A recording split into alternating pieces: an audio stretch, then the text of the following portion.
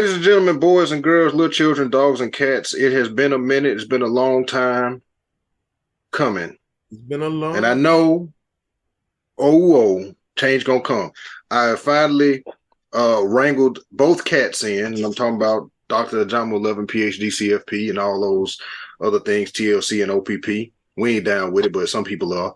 And other people's property, man. Property. We talking about property. We ain't talking about the Yeah, other people. Desmond. You know what What I'm you got saying? going? Yeah, if y'all could see his face, he over here shame. I don't know why. Destrian Wells is also joining us.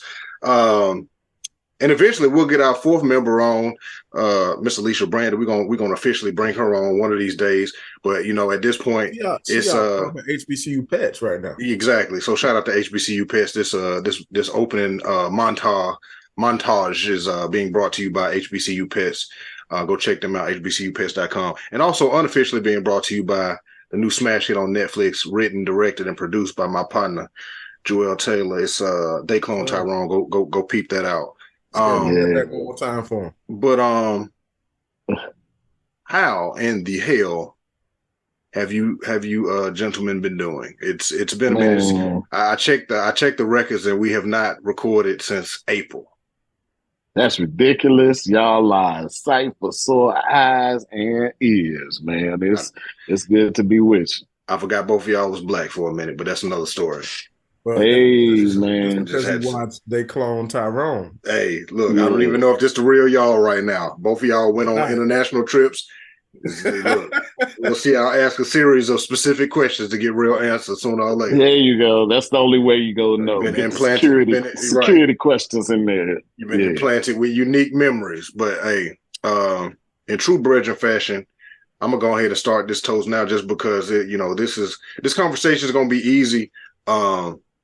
DJ hit us up, and I think we gonna run with that topic of just the topic of staying connected even when life and work and everything gets hectic. Staying connected, whether it's staying connected with yourself, staying connected with your power circle, staying connected with your core values, whatever you connected to and connected through. Maintaining that connection even when you know what I'm saying, when interference is at play. But hopefully this conversation will and shall be fruitful and produce bread and crumbs for those who can reach it. Cheers, gentlemen. Cheers.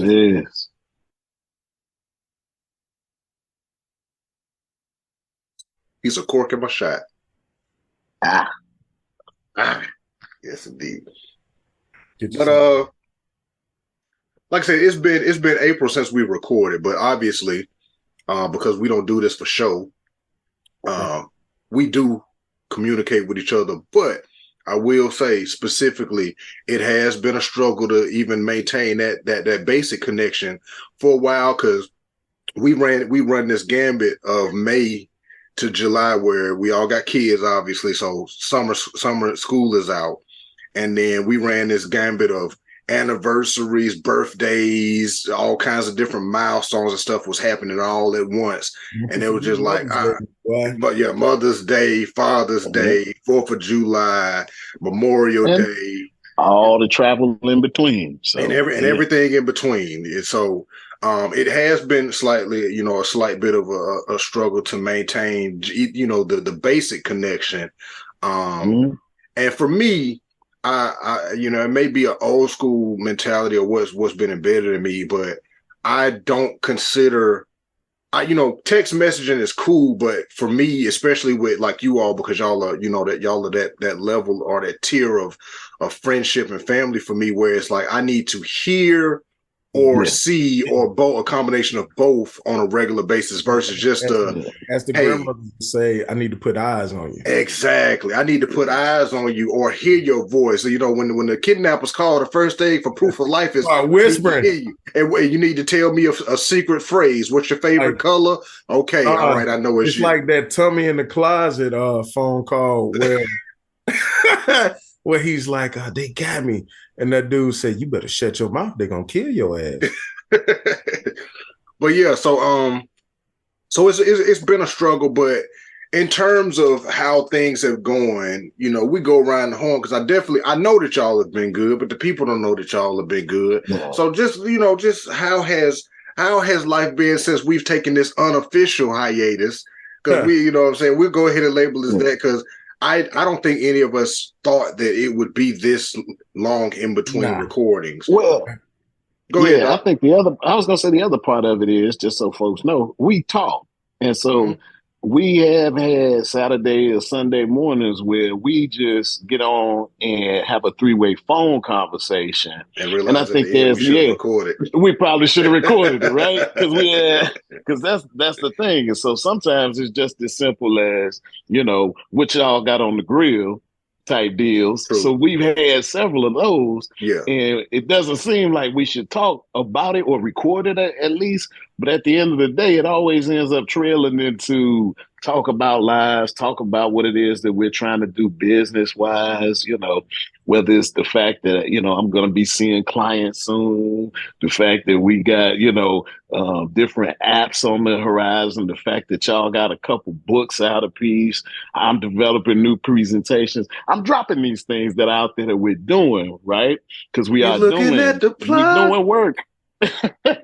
we got some hot fire coming for y'all in this fourth quarter and first quarter next year, where you're gonna feel a lot more connected to brethren in a lot of different ways, because we're gonna be coming at you and to you in a lot of new and inventive ways, with some more people, some new elements, and I'm excited about that. So sometimes waiting a little bit is not a bad thing when you've been cooking something good. That crock pot is slow, but it put together some nice flavors for you. Slow. So the meat is always tender.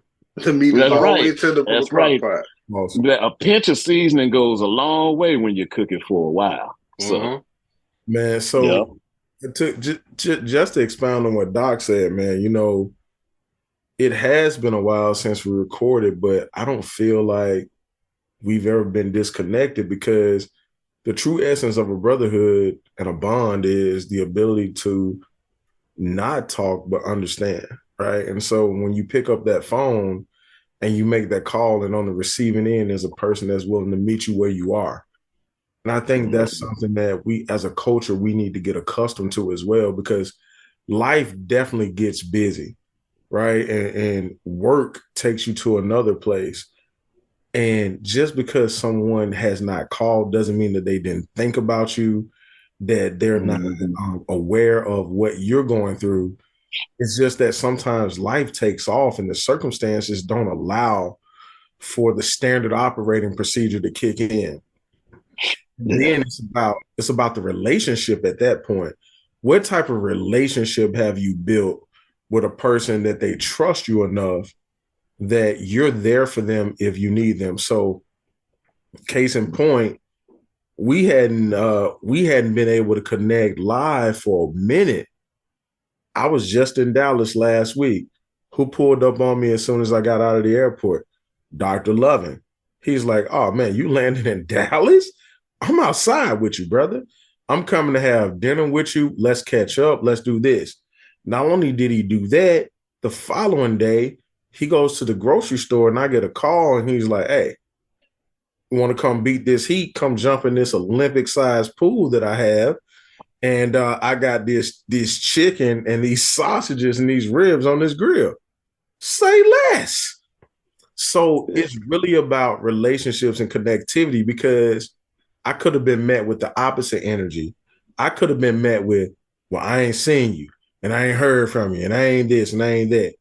But when you're all collectively working towards a goal and you've communicated what your goals are, I think it's very easy to allow some time to pass, because you're looking forward to catching up with your friends, family, loved ones, and otherwise to see what progress they've made. So I think this conversation is more geared around progress versus anything. You bring up a good point, which kind of rolls into what this topic may end up becoming more so the overarching theme of not taking progress personal. And that's, not taking other people's progress personal, whereas, a lot of times when you're involved in personal relationships with people, you feel kind of entitled to and privy to the full journey at all times, where it's like, okay, how much of somebody's personal journey is for them only to know, and for them to maybe share at a later time, whereas how much do they have to let you know in the moment? Like, oh, you didn't tell me you was coming into town. But if we're good enough for friends and I happen to be there, I'll pop up, you already know, like, oh, life happened and he may have actually forgot to just mention it. Because I know with y'all and my other friends who are, who I'm close with, where it's like, oh, I had a friend, I won't call names, but they were, having a health scare a little bit. We're having some tests and stuff done, and we had a conversation like, hey, keep me updated on your results and whatnot happened. Yeah. But it's always going to be prayer and peace over here for me.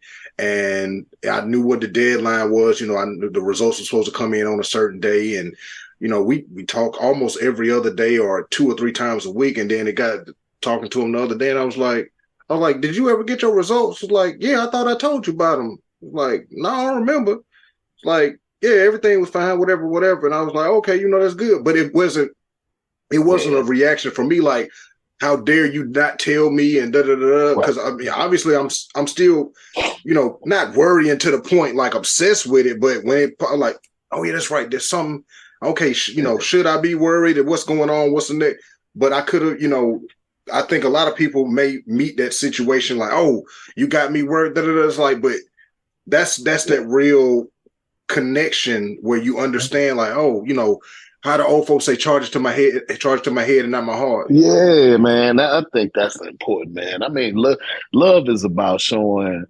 who you are to the person, especially in those important times and with those important things, right?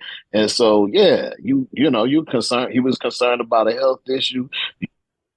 You expressed appropriate concern. You even followed up about it. I mean, I think that's what really, when you start talking about connectivity, there's so much callousness in the world. There's so many people who really don't care about other folks at all in some ways. Appreciate that, DJ. But yeah, the people will, when people can be authentic with their concern for you and be consistent with that concern, and even though it's not constant every day, the cool thing is it doesn't have to be. I think the great thing is just knowing that there's folks out there that care. Sometimes that's all you need, So Doc, I'll give you and the people that are listening an example. I know that touchy subject for me, but I'll broach this in this environment, this climate, because I know that it was very difficult to get in touch with me. I was probably very standoffish.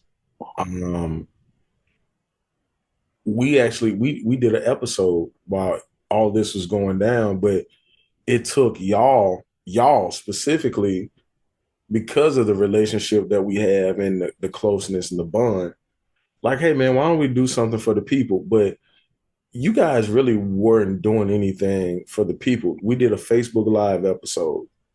You guys really did that for me because my mom was dying at the time. And you guys wanted to stay connected to me. And you guys wanted to take my mind off these things, right? And so it was like, yo, let's just do something. And I jumped on, we did an episode. It's probably one of our better episodes. We were talking about financial literacy during the pandemic. The live we did on Facebook. We did the live. Yeah. You know what's crazy? You bring it up, but that kind of alludes to kind of what Doc's saying and what I was kind of saying. Like, I know that we know that these things are going on, but it's like every now and again, it's you. For me personally, I remove myself mentally from certain situations just because if I'm in it, I'm in it. Yeah, and I kind of obsess over it. So it's like I know something's going on with DJ right now, but I can't obsess over it because DJ probably is obsessing over it. DJ's family is obsessing over it. So everybody can't do it. Yeah, everybody can't. And understanding that, but also not taking offense. That's the two-way street, and this goes back to one of our previous episodes of being able to have that communication with each other and that emotional intelligence and that IQ of knowing, like, hey, just because me and Doc saying, DJ, let's do this, take your mind off it, it's not a disrespectful or malicious thing of like, oh, they don't care. It is what it is in that moment. It's the greatest form of care, and I didn't realize it at that time, but when I look back on it, just listening to what you and Doc have said to open this call, it was one of the best things you guys could have done for me because it gave me an outlet just to speak, because I didn't have words to encapsulate what was going on around me. So I needed to be able to get something out to relieve some of that pressure, right? Because this is like a balloon that's blowing up. And you guys gave me an outlet to let some of that air out. And it's not going to always be your family. It's not going to always be the people you think. We really have to pay attention to the people that, again, in the spirit of staying connected, who is trying to connect to you in that moment in time is probably the people or person that needs to connect to you. And so when you hit me up with that, you was like, hey, are you up to doing this? I'm like, you know what? Yeah, man, like I would love to do this. And you guys were literally there for me. I think I talked more on that episode than I ever talked on anyone. But I probably just needed to get it out. Yeah. You talk the most without drinking Hennessy, probably, because the early days of Brethren, we was all out here running it, especially because remember who remembers the after shows, guys? We would be going. That's true. We would be going for 3 hours. We would go so long that we created the after show just for the simple fact of us still having more to say. Because by that time, right when we would get through, I'd be like, all right, DJ has said a curse word at least twice now. It's time to move to the after show. Because basically. Well, look, I'd be looking at the count, be like, everybody's forehead is a little bit sweaty right now. It's time to move to it's time to move to the after show. We have libated enough. It's time to unleash the beast. We're going Brethren Uncut today. Look, that was Brethren After Dark, the after show.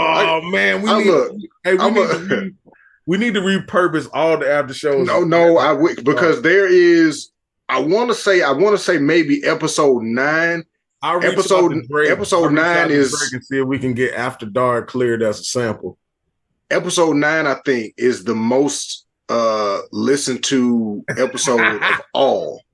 Is the after show for episode 9 is the most listened to show out of every episode we've done, and we've done plenty at this point. That one is the one. So I got to go back and listen to it again just to like refresh what were we going in about on that one. What time of year was it? What was going down? Oh God, I'm so glad we don't do the after show anymore. I would so be fired. Listen, don't say never. Yeah, because it can easily come back. Very easily. Well, the funny thing is, like, you were talking about like how it makes you feel better to speak. And I mean, that's what therapy is composed of, folks exchanging and talking with one another. And, obviously this does not substitute for therapy with a licensed therapist type deal, but there is a therapeutic element to what it is that we're doing when we're able to share how we feel about these things. And then talk about things that have been edifying to us. It's positive for the people who are listening to us. It's positive to one another. And then it's positive to ourselves too. Because a lot of times when you're preaching, talking about a thing, you are reinforcing it in yourself as well. And so there's a whole bunch about what it is that we do that while we're able to give to other people and make them feel better, the act of giving itself makes us feel better too. And it makes us closer because we learn more about each other every time, man. And I think that right there, if we can give people a walk away, is, man, make your communication count. Make your relationships with people count. Be willing to actually listen to another person and invest in them enough that you can care and they can care about you. Because those authentic, real relationships, that's better than money, man. And in fact, they can be a source of money if necessary, but they can be a source of joy, a source of growth, that helpful hand that you need, and sometimes that guiding hand to tell you when you're messing up, right? And so communication and being tethered to people, even if you aren't talking to them at that moment. Having those open lines matter, man, because I want y'all to be able to reach out to me. And, honestly, when things getting bleak or feeling dark, I want to always feel like I can reach out to y'all. Let me say this, Doc. Like what you're saying, it weighs heavy on me because collectively, when I say I, is really we. So I, along with some other partners associated with you all, I do a men's retreat. At that men's retreat last year, I found out how important connectivity is because 11 successful Black men are in a room. And 6 or 7, I think it's 7 of the 11 had said that they had attempted to commit suicide. And 4 of 11 said they had tried it multiple times. It is critically important that we support each other. And this is why the connectivity is important, even when you're busy, right? We're all busy. If we can't make an episode, that doesn't mean that we don't talk. Yeah. If I don't talk to you independently, if I don't talk to AJ independently, or we don't talk to each other together, I may find out what's going on with you via AJ or vice versa, and so on and so forth. But we know what's going on with each other, and that's important. So Black men, Black women, people, I implore you to check on your people. Yeah. AJ calls it your top 5. Check on your top 5. What are the top 5 people in your life going through? Because you have to limit it at some point because you only have so much bandwidth. But you need to know. And you need to know the signs, and you need to be invested enough to know what's going on with them, because we are losing people at an unprecedented rate to depression, bullying, cyberbullying, and suicide.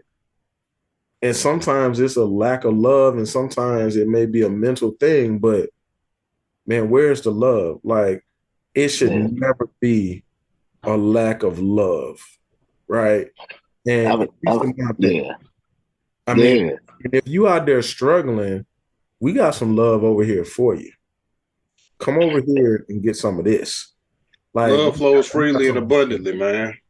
It does. Everything else don't. Everything else has a limit. Love is an infinite resource because it can be manifested, it can be created, it can be nurtured. It's one of those things. It's like a perennial plant. As long as you take care of it and you give it the right things, it'll come back every year and be fruitful and it'll multiply. You can create that. But on the opposite side, the reciprocation of it can be detrimental. But I think one of the things that you pointed out is just everybody understanding. And I think we've talked about it on some of the inclusion. We talked about it on the Inclusion Instincts episode a little bit of, wanting to include everybody and all that stuff, but understanding from a standpoint. Both of you gentlemen make way more money than me, and we know that, and we freely, openly discuss that. Y'all are rich. Hold on. Who makes more money who? Well, no, Doc, you and Doc, you're 2 rich Black gentlemen. Make way more money than me. Just listen. Now, for IRS purposes, we're all poor. Okay. Well, I thank you. But truth be told, y'all are way less poor than me. No. Truth be told, we'll put it like this: y'all are way less poor than me. Anyways, I don't come to you all. The point I'm trying to make is I don't come to you all because of your money. You all hold way more value to me from a non-monetary or non-financial perspective. Even though Dr. Loving is a financial professional, you are a financial professional. It's a value, but I think a lot of people, and we've talked about it before too, of the way that we value people in our lives is oftentimes very superficial, very tangible. But the value that I place on you all and the way that this whole thing works is our value is non-tangible. It's more of an information, connection, knowledge thing, natural affinity, Hotep higher plane, and you know what I'm saying, Oh my God. ancestral plains and purple valleys, and I know. So let but me. no, you know what I mean, though. I know, Doc. Let me go first, and don't let him talk until both of us speak. I will mute him. Listen, bro. When we talk about money, I'm not even going to talk about the impact you have on people making money. Because see, there are two ways that you define money. Well, multiple ways you define money, but I define it in two ways. The money I make, well, three. Money I make, money I keep, the money I can help other people make and keep. Right? You make good money, but you equally make other people money and help them learn how to keep it. You are an asset to our community and to our people. And that is more, I don't think you could put a price tag on that. Like, I would If you want people, were, I that would would be want, part of my GDP, not my there you GNA. go. There you go. I For would the want people, for the economists out for there. the economists out here, I would want people to view me like that, right? I want them to view me as an asset and not a liability. And I've seen you as that in my life just based on the friendship. But then when we started chopping it up about business, I'm like, yo, you see the world, specifically the business world, in a similar manner that I see it, but you have this nuance where your creativity does something that it goes to a place that my mind can't go. And so I think where a lot of people are scared at is they need to control everything. I've never had a fear of relinquishing control to you and you say, hey, DJ, I just need you to do this. Trust me on this. Once I hear those words, trust me on this, what do? I do this. When I say, hey, I need you to trust me on this, bro. This is going to work. You trust me on this. Doc, same with you. But it's how you show up for people. It ain't about the bread, bro. You can have bread and you can have zero integrity, and ain't nobody gonna fuck with you. They will take your financing and fleece your ass. But when you have integrity, we has any of us raised our hand and been like, where the payout at? We said, hey, we run it all back to the business of the holding company. Nobody cares. We're actually here for people, hoping that whatever we're experiencing and going through, that they can benefit or learn from. And I think that's the dope thing about it. But it's taught us so much about business and dealing with people. But more importantly, I think it's taught us to respect each other, knowing that I can deal with a person that looks like me, that's going to handle business, be on the up and up, show up, adhere to their obligations, and do the things that need to be done to progress forward.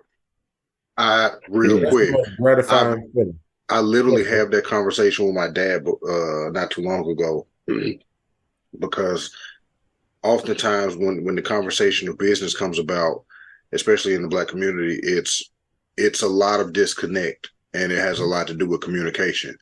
And one of the things that I always tell a lot of my clients, business wise, especially the small, I mean, not especially because most of my clients are small businesses or startups, whereas I'm telling them, like, you got to be open to criticism. But then, and we've had this exact conversation before, executive communication, where you got to be receptive, and you also got to, on the flip side, the other person has to know how to put it out there. If there is no malice meant, everybody got to learn the way to express it without malice. But oftentimes our upbringings, backgrounds, morals, values, and all of the other stuff, and the interference gets caught in. And aggression is the only way that we know. Or, that something along those lines where, it's not meant mentally to come out that way. But once it comes out, it's like, well, why you say it like that? It's like, that's the only way I know how. But being able to disprove the myth for myself personally is gratifying to know that I've been in legitimate business with multiple Black men for a number of years at this point without anything, going. It's just like one of those things where, like, you walk in the factory and they got the 0 day, how many days without an accident. And it's like, we've never had anything go wrong. It's just Everybody came with the plan, but it was also set up in a way, in a structure where it's, nothing should go wrong, and it just works. But but like DJ said, even even when it's a perfect setup or a perfect marriage, it seems it just sometimes it don't work. And I'm just grateful that we were able to put together a group to where it works. It's a very symbiotic relationship where everybody has what they can bring, and the overall value of the deal itself is just everybody's intellectual properties and capital it just works. Not like I said, I'm personally gratified just at that. It's not the amount of money that we will make or and any of that. It's really just like, hey, it can work. It's really like an experiment where it's like when everybody like, hey, it don't never work when you get in business with your family and your friends. I'm like, I got a great example for you. It can work.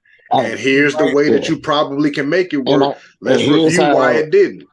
Yeah, I was going to say we have whole episodes on what it is that's necessary to make it work. But I think the whole establishment that we put together really does flow along the what I say all the time: people are more important than things, right?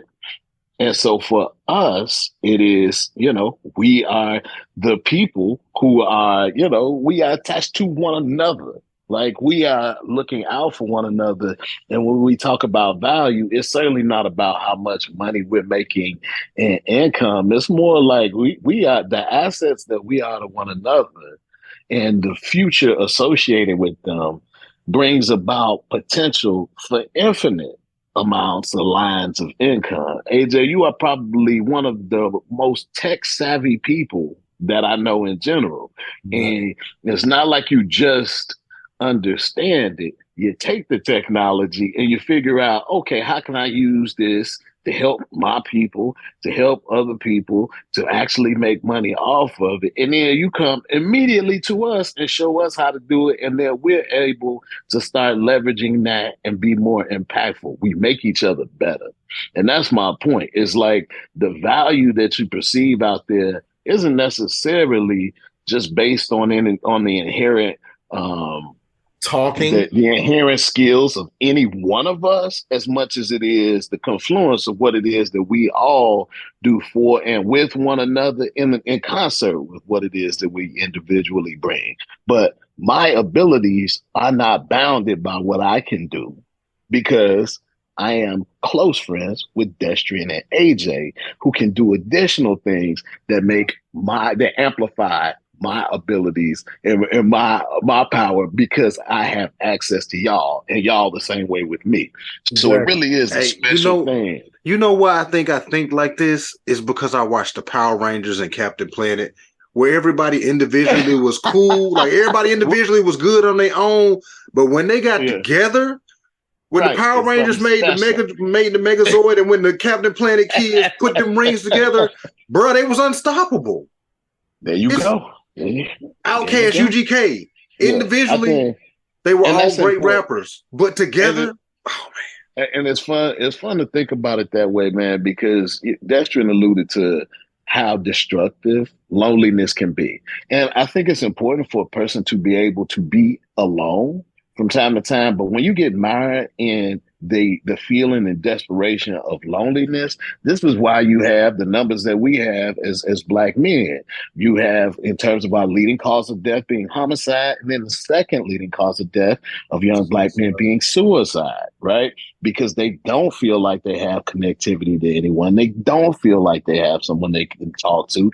They don't feel like they can have somebody who they can elevate with. So they feel stuck in their situations, they feel stuck away from people, and they feel stuck in a life they don't want. And that is, at least with us opening the doors into what it is that we do with one another and how we talk to one another and how we lift one another, somebody else can listen to that and be lifted. And then they can use what it is that we've taught to build their own circles of influence and build their own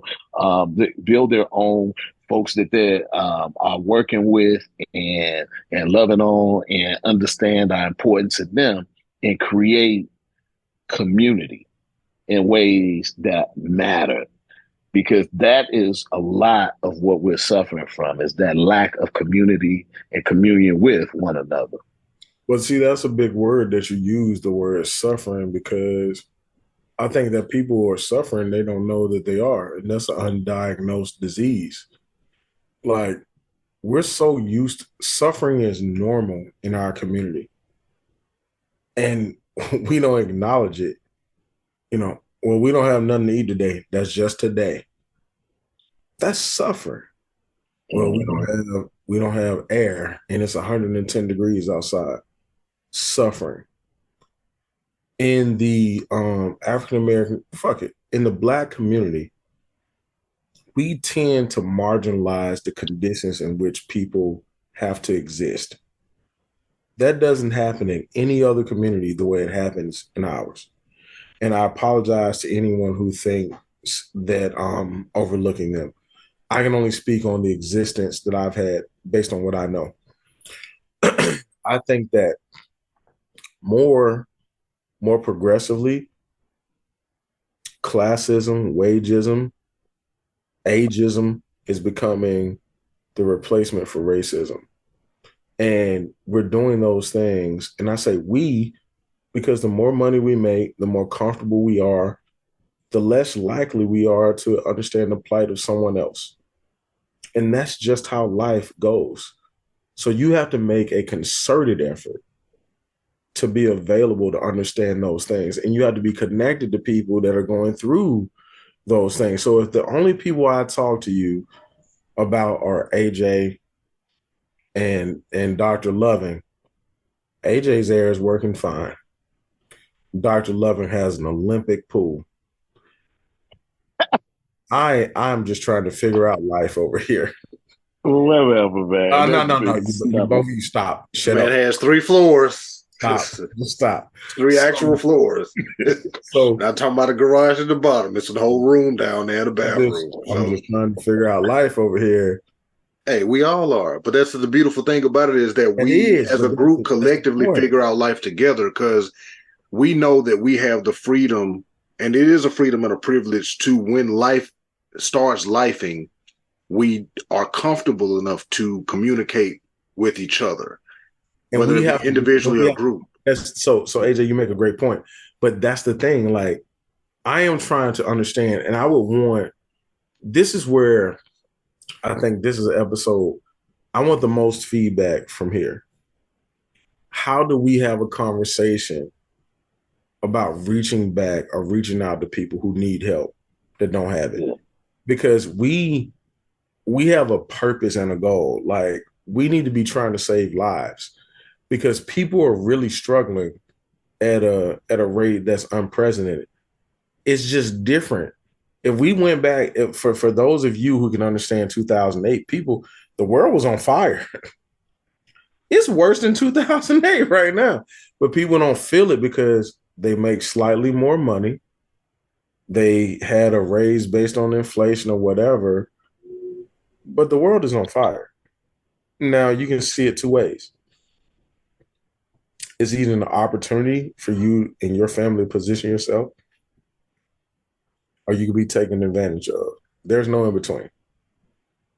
That is it, at least in my opinion. You can listen to other scholars. I'm not a scholar. I'm just a real AN. So you can position yourself and your family, or you can be taken advantage of. And the reason why I say that is because there's a lot of people that, I'm not going to say a lot. I'll give you some numbers. There were over 100,000 millionaires made based on stock options in 2008. Over 1,000. I said 1,000. There are about 100 billionaires made during that same time. Go do the research. And that's because of the position that they were put in by their family. And so when the world goes on sale, we can't go on panic. the world is on sale. So don't go to fucking Payless, Target, Walmart. Take your ass to Fidelity, Schwab, wherever you can get your investments from. In those same places you're gonna put those clothes on layaway, buy that. That's no investment advice. That's me just saying, wherever you're gonna spend your money, invest it there. And see what that does for your kids when they're 18. It'll change your fucking life. We've had this conversation before, and the part that you gotta always recognize and acknowledge is the fact that everybody has to get to a point where they're unselfish, and you have to get out of the frame of mind of self, even if self is the only person involved right now. Facts. You can't tell somebody to save and think about a child that they, at this point in time in their life, they like, I don't want children. But then life happens, and then they got a child, and now they got to think about it. But you can't tell them 10 years before that, when their stance was, you know what, I'm probably not going to have kids. I'm going to be the rich auntie, the rich uncle, and I'm going to travel the world. But can I change your perspective on this? Let me be host for a moment, and let me ask you this. Me and you have talked about this for a significant period of time. And this is for people like, oh, why are you guys able to not talk for as long as you do, and you're able to continue to communicate and everything's fine? Why am I the godfather to your child? Because your house bigger than mine. So if something happened to me, my child got somewhere to sleep. Stop it. It's simple math here. It's not nothing crazy. Oh, you're good people. You and your wife are good people, and it's also more of your wife. And talk to these people for real, man. It's more about your wife. E is great, and you ain't exactly. So I'm like, hey, and then y'all got two boys. If something was to happen, E will be glad to take Ave in. You know what I'm saying? Yeah. Y'all got room, and your wife's cool. Those are the real reasons why I picked you, DJ. The truth comes out. All right. Well, I decline now. You can't. You say, look, I got legal and religious paperwork on you. But no. But for real, like, you know, the conversation that we've had in private, like, I know it's sensitive, but I really want you to tell people why, because I think people choose things arbitrarily. No, it wasn't no vanity reason. It's basically it's proximity. Hold on one second. No, I'm gonna tell you right now, it's proximity. But I want to say this before you. I communicate with you on a regular basis. Mm-hmm. Our morals and our values align. Yes. We have similar upbringings. Yes. And it's mostly because our morals and our values align. We see eye to eye on majority of things. Our families and our structures work very similar. Mm-hmm. You have an amazing family structure. You have an amazing family. And your house is big enough. That's why I picked you. That's it. No, I get it. And then also, I don't have this myriad of people that I would choose from in the first place. No, I don't either. Because there were certain criteria where it's like, hey, I could honestly say I may have about 10 people total that I would have, without any thought, just a thought about it, just like, okay, these are 10 people I got. Because that's the only 10 people that I got. You feel me? Because it ain't just going to be like, hey, I'm going to make you my child's godfather because we got cool on this trip to Cancun 2 or 3 times. No, it's going to be some real thought, but it's going to be, okay, we got years under the belt. You know what I'm saying? Oh, yeah, this my barber. It's like, no. We got years under the belt. We've all been through life situations together. I'm talking about the 10 that I got to pick from. And then it's like, okay, who is set up at this current moment for this? It's almost like life insurance, because that's really what the thought for me was. It's like, who is set up for this now? Life insurance, bro. And at the point in time, you and E set up for that shit, so it made the most sense. Everybody else not won. Only that, but there's the other, like I said, there's the morals, the values, all that. Because if y'all wasn't shit, but y'all had a big house, I wouldn't pick y'all. I'd just been like, she ain't got one. Yeah. The fact is, there's nobody that would more fiercely protect that little girl than Destry. If anything happened, and make sure that she got absolutely everything. And the funny thing is, it's not something that has to happen to you in order for him to make that happen as well. Because I That know as for a well. fact he considers her, looks out for her, wants the best for her, as both of y'all do for my daughter Anaya. Absolutely. That Hey, is one of I'll those pull up. things that Hey, I I'll have Like pull the up without like the anytime. Oprah question. meme, like the Oprah meme go. I'll pull up anytime. Exactly. But I think that So I speaks. know and we know, and I mean it's good to have brothers that are in that position that you can trust implicitly like that you know Right. are going to have your kids' best interests in mind, be and are responsible enough, and just being real. A lot of brothers don't get to the place of having handled responsibility And that's and a having problem. shown that they can. It doesn't mean they don't have the potential, but man, Right. I'm over 40 and y'all getting close. You know what I mean? You And should don't have you run my realized. don't you run my You're right. numbers now. I'm just saying, I you know, should have, I know my you should number, and I have, know you ahead of me. So, buddy, yeah, you should, at this point, I you should pray we'll have all be some ready. evidence of that potential having been realized at this point. And I think, you can look at any of the three of us and see that, but that's what you need because the stakes are high when you're trying to raise any of these bougie ass children that we Right. Right, bro. Right. They tell you what they want to eat. I ain't never right. getting choice. You got to know when you got to know when you sending your kids somewhere. Oh yeah, is when she comes and asks for crab legs, it's not going to be looked at as out Bro, of the way. Anaya be asking for Because crab legs? Hey, I'm at no, the I point know now. Avery. I know Oh Abe yeah, will though, because I've seen her elaborate requests. Abe eats like straight crab legs. Abe now requests cookouts. Like Abe literally comes and be like, Hey, "Daddy, I want you, Daddy. You should go to the store." hey, And once a quarter, Uncle DJ will come and set the grill out for Abe. you already know once you say something, kids. kids. This is something else about kids. Oh, they book Oh, it. I'm studying their memories because They how book it. do they How never they know forget what you said? anything? Yeah. Oh yeah. Abe's like, yeah. So yesterday you said that you were gonna cook out. So what's up with the cookout, Daddy? You haven't gone to the store to got no Hey AJ, chicken. so AJ, pause there. Let me say this. I think that we all have that mechanism, but the world has disappointed us so much that we let it go. And that is a problem. What Kids mechanism? of disappointment. Kids are so optimistic because they haven't been disappointed enough.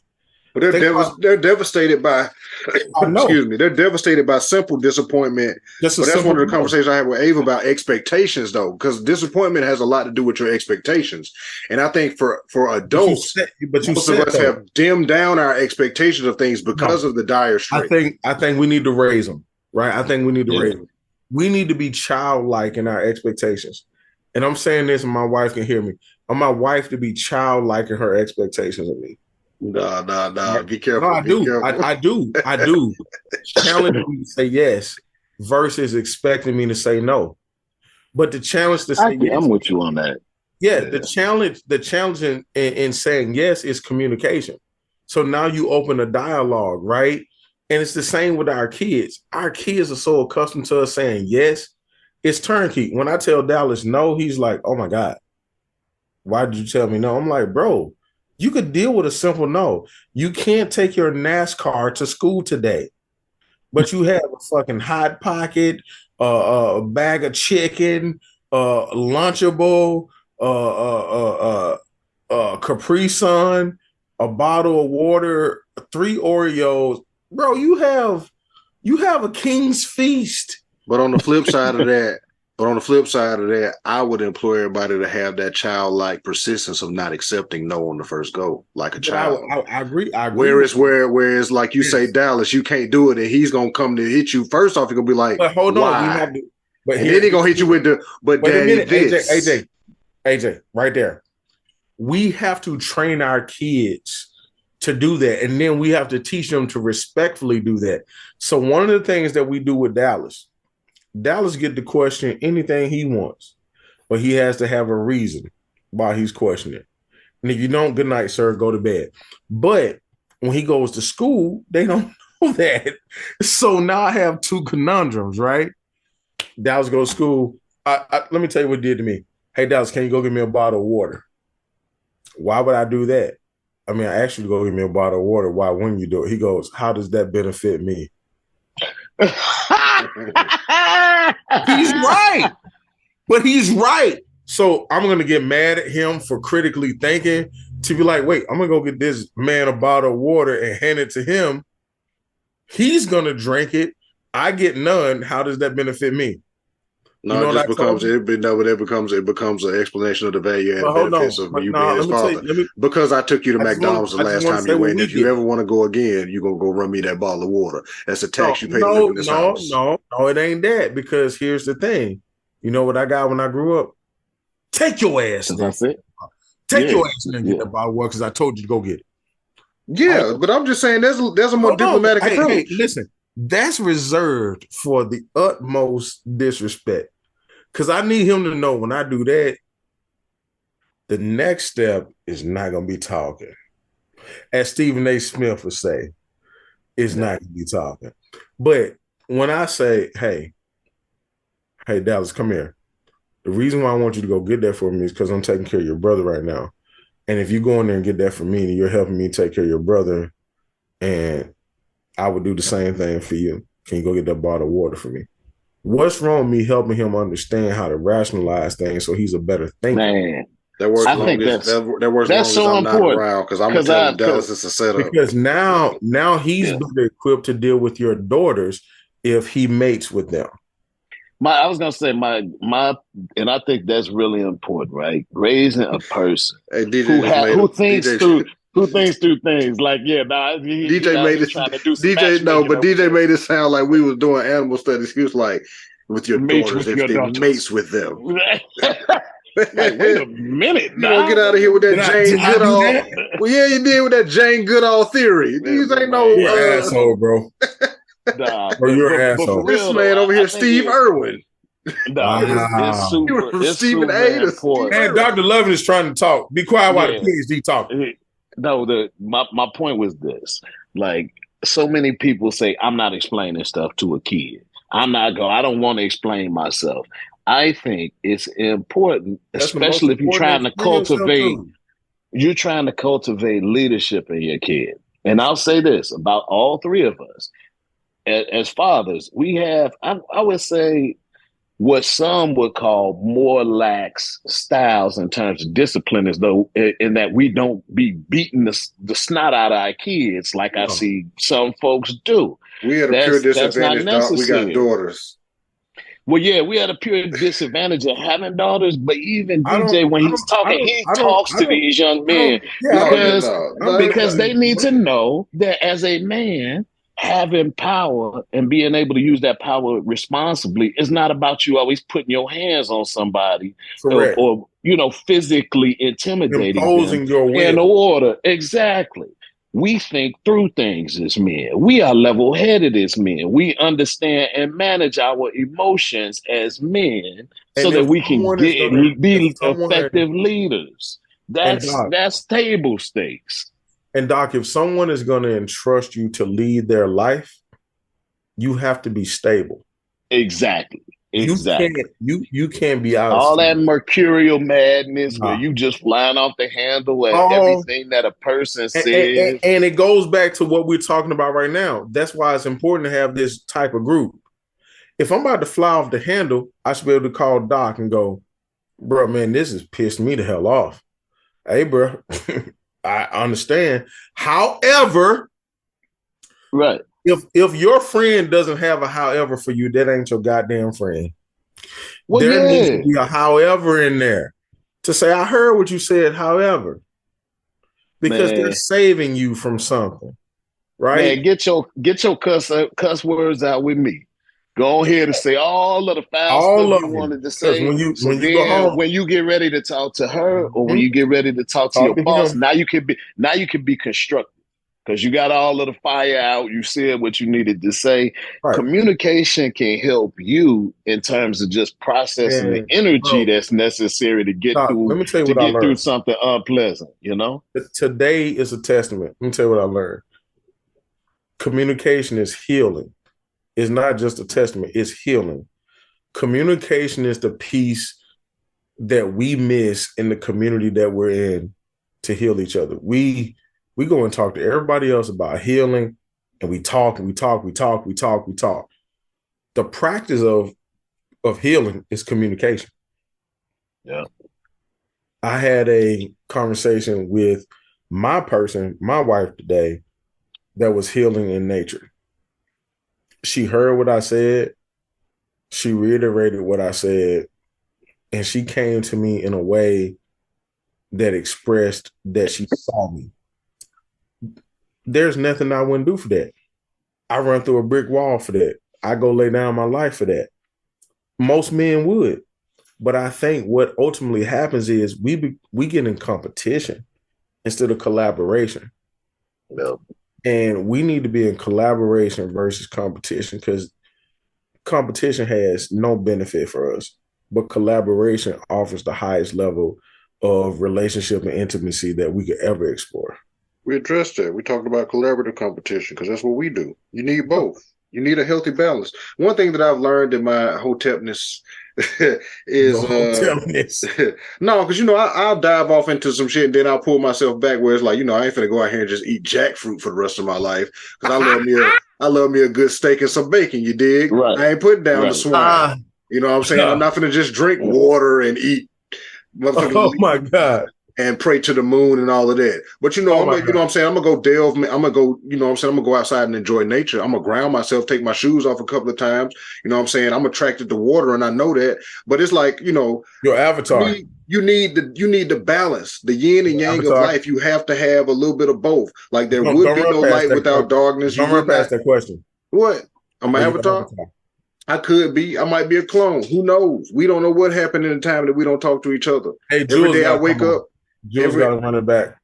I definitely got to get him on, but right now, out of respect for the strikes, I didn't want to ask him to entertain that. No, and let me say this in terms of that. You guys need to take care of these people. They're the cornerstone of whatever it is that you do. You pay talent, and you better be glad they're not asking for a revenue share. No, that's part of what it is they want a revenue share. No. They're not even asking for nearly enough. Trust me. No, I know they're not. But the point was they're not actually getting anything for revenue share. Right. And they're asking for a split. Like, that's the real key is, okay, all of these actors that are the faces of networks and stuff. They get one check, but then every time we rewatching it and y'all are replaying it, they getting a check in the mail for $5, $10, and it's like, we know how much y'all made off of it, or y'all ain't even telling us. Especially when the other part was the streaming numbers, and they also wanted them to. There's a bunch of points that's listed. But they also had the biggest one was they wanted them to agree to let their likeness be put in the AI form, which would give the studios the ability to use them in perpetuity. Yep, forever. Without paying them for forever. Yeah. But it's a lot of points on that. But hey, listen. That's a whole nother conversation. And once things get straightened out, we got a few people we'll let's really talk about it. Let's hit bro offline and make sure he's good and he has what he needs. I talked to him the other day. Everybody good. Everybody's good. All good. All good. Listen, if you individually want to help, the SAG-AFTRA does have a fund. Directors Guild, Writers Guild, they all have a fund that is don't need that used to. Jules put his cash up and we directly fund Jules. I'm telling you what comes from the people, man. The people, the community. I heard what you said. The community is helping the community. That's how it's working. So whenever you ask one of them individually how they can help, that's what they point you. They point you to the same thing, because everybody's at different tiers and different things, and everybody wants to make sure they look out for everybody. I'm just telling you what it is. I heard what you said. Everybody's good right now, but you got what we got? How we looking on time? What we doing? Oh man, we 3:20, man. It's 4:20 your time. Well, it's 4:20 where I'm at, Doc. So I'm an hour ahead. I bet it is for you. Listen, man, This is where I bow out. I have Yeah. duties. Get out of here. Roll out. But hold on, I wanna say this to you brothers, man. It's been a minute, man. I love y'all, man, and I appreciate the perspective that you bring and the well-roundedness that comes with it. I hope everybody else does, but from me to you, the shit that y'all doing in y'all lives respectively, I love it. AJ, you the most humble motherfucker I know that won't talk about the 17 businesses that he has. You're like DJ Envy. I'm gonna start calling you out like Charlamagne. They're all struggling businesses, so it's no need to brag about it. Oh, we'll add them together. The only thing that runs smooth is a circle, man. That's why it's great to be well rounded. Because if you ever try to drive on a block, have you ever tried to drive on a triangle? The only thing that rolls smooth is a circle. That's why we have to be well rounded. We have to. There is literally no option. Be like water and be like a circle. That's the two best things I could have learned from geometry and Bruce Lee.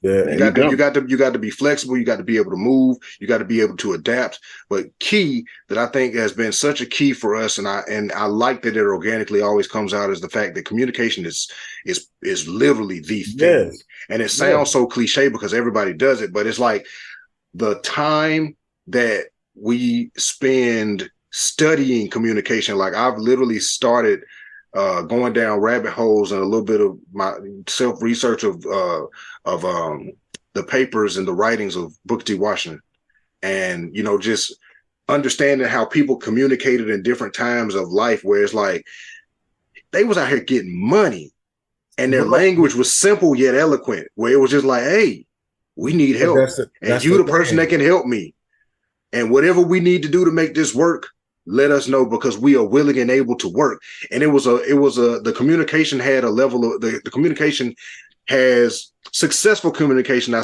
found out has a certain level of vulnerability, a 100% level of integrity, also true intentions behind it. Like everything is above. Like it sounds so simple, but the equation for most people, and like we know, is reciprocation when it comes to math. It's crazy how the way that math and stuff really works in life, but we don't think about it, because A plus B should equal C, but you got to know what A and B are, because the right A might not be there. It might be A squared, and now your whole equation is off. Math, I don't really like it, but you get what I'm saying. It's just, like we said, everybody got to communicate on the same plane. I can't talk up to you and you can't talk down to me. We got to figure out where we're going to meet. That's why classics are some of the best football games, because it's at a neutral site. It makes it even. So great point you're making, right? Let's use the neutral site term. We once operated on a plane where if you looked like me, I could trust you. And that was the base. Now it's, if Young Metro don't trust you, I'm going to shoot you. And right? How do I know if Young Metro trusts you? So I'm going to shoot you. Right? And look, that's the basis of what we're dealing with in our community. Like, we're shooting each other and killing each other at an unprecedented rate. Not only are we doing that, when I talk about trust, who do we go in business with? Now, we have collectively chose to go in business together. We don't go to business with each other. I need someone to front me. I don't want nobody to front me. If you ain't gonna give me no money, you ain't give me no money. You know why? I got 30 brothers behind me that's willing to round up them 5 bands and give me that 100 bands that I needed, and I'll pay them back instead of you. But how many people have, what I'm gonna say out loud, the relationships to do that? But who also has the communication skills to put it in the way, and who also is also on the other side of that equation, but you can't open and receptive to that. You can't shit on people along the way. No, of course you can't. You can't do that. I mean, but this conversation is not for those people. Our conversations are always for people who are open-minded enough to want to do better. I challenge you, like we're doing at the same time. I challenge you. It's for our community, but I hope they would flow it down to the people that have fucked them off and say, please listen to this. This is why you don't have access to me any longer. so That's a that big they can ask. That's they a can big fucking learn better. that's a big ask. And thanks to you, DJ, this episode now has to be rated E because you use a lot of profanity for this midday conversation. What? I appreciate that. I didn't ask you to say it was midday. I'm at work. Hey, we don't know what time zone you in. You could be working Oh, remotely. They know. You could be working They know. remotely from the international date line Yeah, you right better now. beep that shit out. Look, you know that's something we don't do here. look, We don't censor. We don't edit. Why? look, man. Because I'm lazy. It has nothing to do with us freedom and nothing of that. It's literally because I'm lazy, ladies and gentlemen. And that's why we keep this communication authentic, genuine, and real over here at the Brethren Podcast. This conversation was much needed. It was fun. This is probably the first time that we've actually, I feel like this is one of those conversations where we just was talking and we didn't have a topic. And this is one of those things where now at the end I can say, dang, we should have recorded that. I think I hit the record button. I did. It does say we're recording. So look, we got it this time. I appreciate both of y'all because I know we got things to do, but I appreciate y'all for having this conversation. Few takeaways: staying connected is what we're trying to do. It's what we strive to do. It's what we do. We can be better at it, and we know we can. It's a beautiful part about this journey is knowing that you can be better. Because if once what's the actual destination? Perfection is getting to perfection. Chasing perfection is what it's all about because you're not going to be perfect. Ain't no such thing as perfect. Striving to perfection is it. It's a Vince Lombardi quote, but I can't remember it right now. Something about striving to perfection. Yeah, look it up. You'll find it out. And understanding real value in people, like real value. We talked about it before. Go find the old episodes for it. This is a very abrupt and abrasive conversation we're having today with ourselves. Just look, go find the old episodes. Go dig into that crate. If we ever go missing like this again, go dig in that crate, man. I'm telling you, there's some good stuff in there. And I'm not saying that because my voice is on it, because I don't like the way that I sound sometimes. I only do this because Doc and DJ professionally do this and they sound good. And I can't get them to sing because they can't sing. So I get them to talk because they can talk. They cannot sing. Heard it. Terrible at it. And just understanding that people's progress, don't take people's progress personal. You know what I'm saying? We back to them P's, man. We back to them P's, but not taking people's progress personal. If you genuinely care about people, seeing them progress, whether you're connected to it directly or indirectly or not at all, just being happy for that person and helping them. I had absolutely nothing to do with my friend's movie. Maybe once or twice, they sent me something just asking for my opinion on something real quick. And it's just, I was, and I'm excited just for that little bit. But other than that, just because his name is on it, I'm pubbing that shit like I'm in it and I'm getting a check, and I'm not, because I'm happy for people's progress around me. My homegirl is in the movie too. I'm pubbing it like I'm not connected to it at all, other than the fact that I know them and we cool. Don't be so negatively impacted because you are not directly involved with somebody's progress. Just be happy for them. Don't take it personal.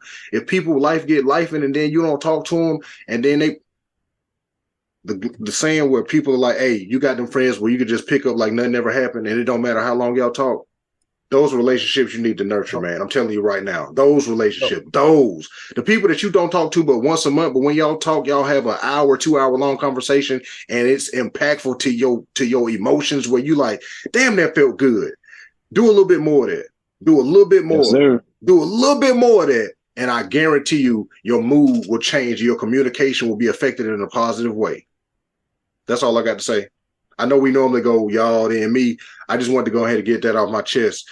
Man, you said it all. At this point, all I need to say is, thank you everybody for listening to our communication.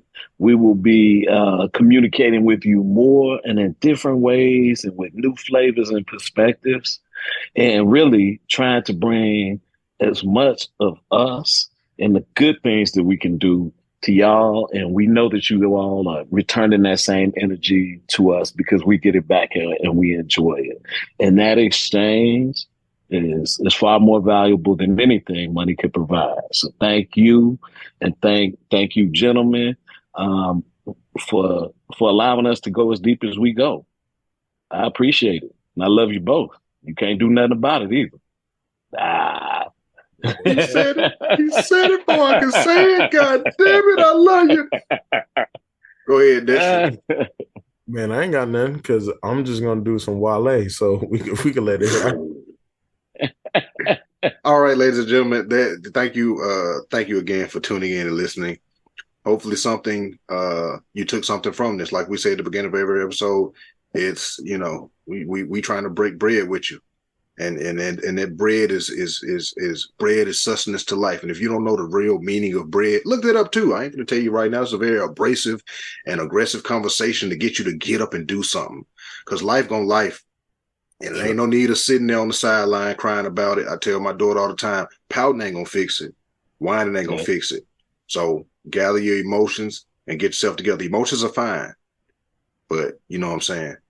And then get the tail feather and give, man, and fly straight. I love y'all. We love y'all. Ain't nothing you can do about it. That's gonna be it for the brethren. Here's to a wonderful conversation was had. I just got a little bit left in there. Be sure to follow us on all our social media at the Brethren Podcast on it's Brethren Podcast, Brethren Pod, BREADREN, spelled like bread, because we always talking about bread and we always getting bread. At Dr. Ajamu Loving on Instagram and Ajamu Loving on Money and You on Facebook, and Empower, Engage, Execute on Facebook and Instagram, where you can find Mr. Destrian Wells. You can't find me unless I want to be found, but you can find me sometimes. If you follow the others, you might see me pop up every now and again. We love y'all. Peace.